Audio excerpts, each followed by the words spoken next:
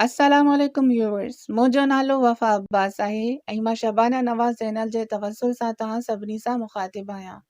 जीअं त तव्हां सभु ॼाणो था त जेके बि टेस्ट पहिरियां थी चुकियूं आहिनि, जीअं PST ऐं JST या वरी IBA जेको सैम्पल पेपर ॾिनो आहे स्क्रीनिंग टेस्ट जो, उन में रीडिंग कॉम्प्रीहेंशन जो पोर्शन ॾिनल आहे।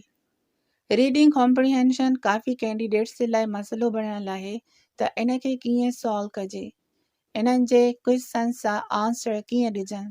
सो अॼु असां इन मसइले खे हल करण जे लाइ हीउ टॉपिक खणी आया आहियूं, छाकाणि त पैराग्राफ जेकॾहिं असां सम्झंदासीं त असांखे रीडिंग कॉम्प्रीहेंशन तमामु ईज़ी लॻंदी। अचो त असां पैराग्राफ खे सम्झूं। A paragraph is a group of related sentences that support one main idea.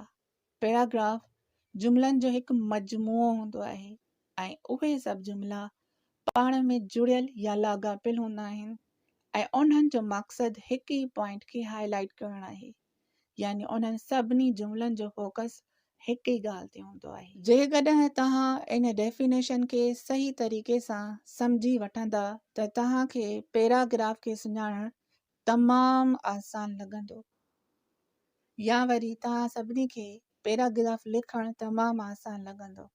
For example, काई बि टेस्ट आहे ऐं उन में इंग्लिश जे पोर्शन खे तव्हांखे हिकु पैसेज ॾिनो वञे थो, त तव्हां कीअं सुञाणींदा त इहो पैसेज पैराग्राफ आहे या न आहे। त उनखे सुञाणण जे लाइ तव्हांखे कुझु ख़ासि ॻाल्हियूं नोट करणियूं पवंदियूं। जीअं तव्हांखे उन पैसेज जा जुमला ॾिसणा पवंदा त उहे हिक ॿिए सां रिलेटेड आहिनि या न आहिनि, या उहे हिक ॿिए सां लाॻापियल आहिनि या न आहिनि, उन्हनि जी पाण में यूनिटी आहे या न आहे। मिसाल जे तौर ते त कुझु जुमला त स्टार्ट में जेको आहे जानवरनि जे बारे में आहिनि, वरी अचानक जेको आहे आसमान जे बारे में, गाॾियुनि जे बारे में, या वरी ॿियनि ॻाल्हियुनि जे बारे में बयानु कयो वञे थो। त मतिलबु छा आहे त उन्हनि जुमलनि जी पाण में यूनिटी न रही।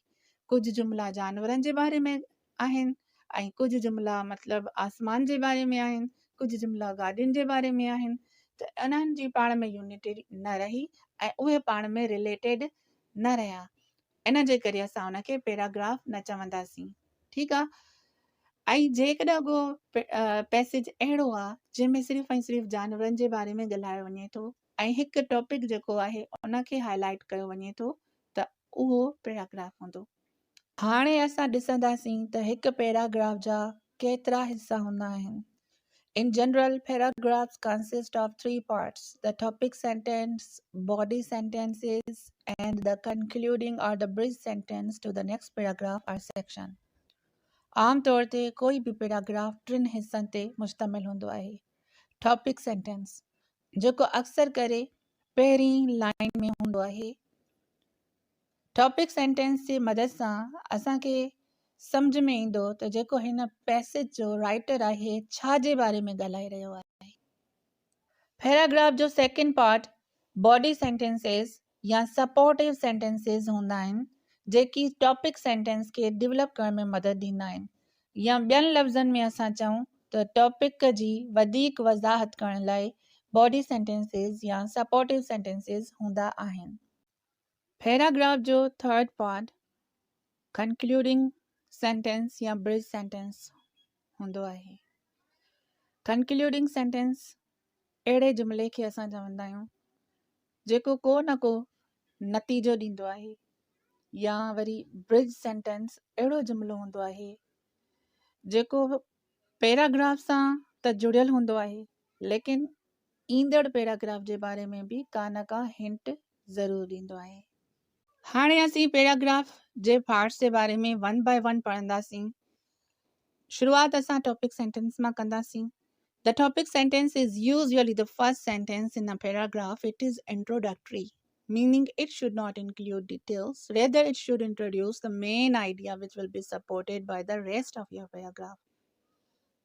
यानी जीअं मां तव्हांखे पहिरियां ॿुधायो त टॉपिक सेंटेंस आमतौर ते पैराग्राफ जे पहिरें जुमिले खे चइबो आहे।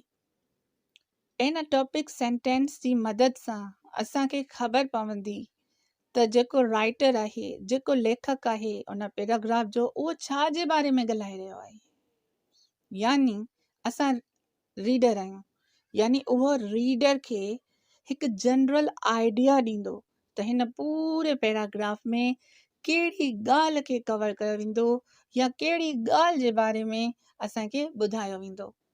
ठीकु आहे, त जेकॾहिं असां पैराग्राफ लिखूं था त असांखे इन ॻाल्हि जो ख़ासि ख़्यालु रखिणो पवंदो त पैराग्राफ जो जेको टॉपिक सेंटेंस आहे उहो इंट्रोडक्टरी आहे। इन में असांखे वधीक डिटेल जेका आहे एड करण जी ज़रूरत न आहे।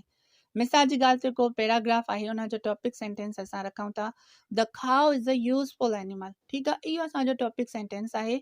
इन जी मदद सां असांखे हिकु जनरल आइडिया मिले थो त हिन पैराग्राफ में गऊं जे बारे में ॻाल्हायो वेंदो ऐं इहो ॻाल्हायो वेंदो त काउ यूज़फुल त आहे, लेकिन कीअं यूज़फुल आहे, इन ते जेको आहे आइडियाज़ इन खे सपोर्ट कयो वेंदो। ठीकु आहे, त इन पहिरें इंट्रोडक्टरी सेंटेंस में, इन टॉपिक सेंटेंस में असांखे वधीक डिटेल एड करण जी ज़रूरत न आहे। यानी सॼी जी सॼी ॻाल्हि असांखे जेको आहे इन टॉपिक सेंटेंस में करण जी ज़रूरत न आहे, बल्कि असांखे बाक़ी ॻाल्हियूं जेको आहे पैराग्राफ जे ॿियनि हिसनि में करणियूं पवंदियूं। टॉपिक सेंटेंस में सिर्फ़ु असांखे जनरल आइडिया ॾियणो पवंदो त हिन पैराग्राफ में असां छा ॻाल्हाईंदासीं या कहिड़ी शइ ते असां ॻाल्हाईंदासीं। IBA जेकी पंहिंजी वेबसाइट ते सैम्पल पेपर अपलोड कया आहिनि स्क्रीनिंग टेस्ट जी तयारी जे लाइ, उन्हनि मां ग्रेजुएशन कैटेगरी जे सैम्पल पेपर जो स्क्रीन शॉट तव्हां पंहिंजे स्क्रीन ते ॾिसी सघो था। हिन में हिकु पैराग्राफ ॾिनल आहे, लेकिन असां सॼे पैराग्राफ खे रीड न कंदासीं, बल्कि उन जो सिर्फ़ु टॉपिक सेंटेंस ॾिसंदासीं ऐं उन मां हिकु जनरल आइडिया वठंदासीं त इहो पैराग्राफ छा जे बारे में आहे। त अचो त टॉपिक सेंटेंस खे पढ़ूं। Classrooms play an important role in making or destroying nations. यानी क्लासरूम्स हिकु अहम किरदार अदा कंदा आहिनि कंहिं बि क़ौम खे बणाइण, सवारण या तबाह करण में। हाणे अचो त असां इन मां जनरल आइडिया वठूं त असांखे हिकु जनरल आइडिया इहो मिलियो त हीउ जेको पैराग्राफ आहे इन में क्लासरूम्स जे बारे में ॻाल्हायो वेंदो ऐं इन ॻाल्हि ते रोशनी विधी वेंदी त क्लासरूम्स कीअं कंहिं क़ौम खे बणाईंदा या तबाह कंदा आहिनि। ठीकु आहे, या इन्हनि मां कंहिं हिकु ॻाल्हि ते रोशनी विधी वेंदी। ठीकु आहे, त असांखे हिकु जनरल आइडिया मिली वियो। हाणे अचूं था क्वेश्चन नंबर 1 जी तरफ़। The passage U have read is mainly about। हाणे हिते 3 ऑप्शंस ॾिनल आहिनि। A, role of teacher, B, role of classrooms, C, role of students. हाणे ही पैसेज आहे, ही पैराग्राफ आहे, असां छा पढ़ियो आहे त पैराग्राफ में जेको टॉपिक सेंटेंस आहे उहो असांखे ॿुधाईंदो आहे ही जेको सॼो पैराग्राफ आहे छा जे बारे में आहे। त हिते टॉपिक सेंटेंस में क्लासरूम्स जे बारे में ॻाल्हायो वियो आहे, त इते डेफिनेटली असां ऑप्शन बी खे सही कंदासीं, छाकाणि त हीउ जेको पैसेज आहे, हीउ जेको पैराग्राफ आहे उहो मेनली रोल ऑफ क्लासरूम्स जे बारे में आहे। हाणे असां ॿिए पार्ट यानी बॉडी सेंटेंसेस या सपोर्टिव सेंटेंसेस जे बारे में पढ़ंदासीं। This is where the detailed sentences go to support the main idea in the topic sentence. यानी टॉपिक सेंटेंस में जेको बि असां मेन आइडिया ॾिनो, असांजो मिसाल हुयो त गऊं जेको आहे हिकु यूज़फुल एनिमल आहे, त हाणे असां इन जे बारे में डिटेल ॾींदासीं।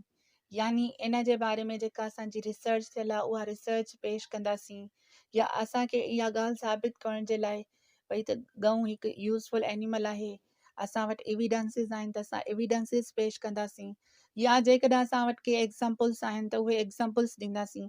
यानी जेका बि डिटेल हूंदी, जेको असां मेन आइडिया ॾिनो टॉपिक सेंटेंस में, उहा असां सॼी जी सॼी जेका आहे बॉडी सेंटेंसिस या सपोर्टिव सेंटेंसिस जी मदद सां ॾींदासीं। असां कुझु हिन रीति चवंदासीं त गऊं जी मदद सां असांखे खीर मिले थो, जंहिंमां असां मखण हासिल कयूं था, ॾही ठाहियूं था, वग़ैरह वग़ैरह।